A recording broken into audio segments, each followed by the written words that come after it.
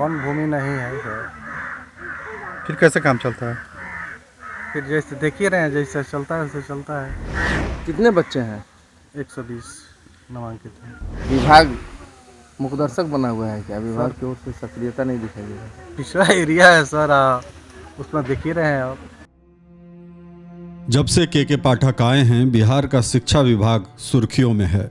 नित नए फरमान और उस पर प्रतिक्रियाएं आम बात हो गई हैं। सबकी इच्छा है कि सूबे के हर बच्चों को गुणवत्तापूर्ण शिक्षा मिले।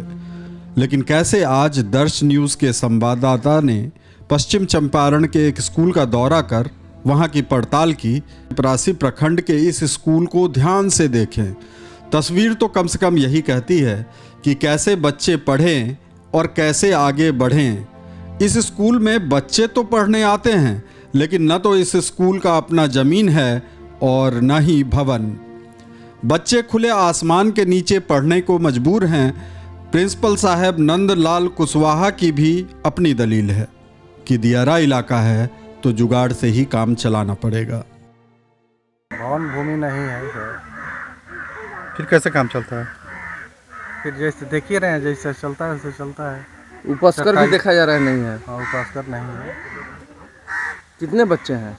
120 नामांकित है। अच्छा, जब भवन नहीं है तो कार्यालय किस है आपको?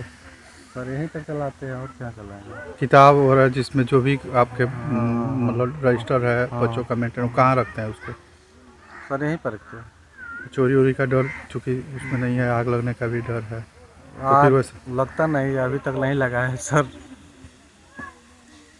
ये बदहाली दियारा में अभी भी दिख रही है। क्या लग रहा है? विभाग मुखदर्शक बना हुआ है क्या? विभाग की ओर से सक्रियता नहीं दिखाई दे रही। पिछड़ा एरिया है सर, उसमें देख ही रहे हैं आप। दो नदियों के बीच में है ही। बच्चे सोचते होंगे कि के पाठक साहब, आप तो गुणवत्तापूर्ण शिक्षा को लेकर पूरे बिहार का दौरा करते हैं, एक बार मेरे स्कूल भी तो आ जाइए। हम तो बस पढ़ना चाहते हैं, लेकिन यहाँ तो छत ही नहीं, बांस के पेड़ के नीचे जमीन पर बैठकर पढ़ाई होती है। ठंड भी बहुत लगती है। गंडक दियारा इलाके के इस स्कूल में न तो कोई देखने आता है और न ही समझने। और तो और सेशन पूरा होने को है, लेकिन अब तक पूरी पुस्तकें भी नहीं मिल पाई हैं। बताया जा रहा है कि राजकीय उत्क्रमित मध्य विद्यालय बलुआ पिपरासी वर्षों पूर्व बाढ़ और गंडक नदी के कटाव के कारण नदी में विलीन हो गया था।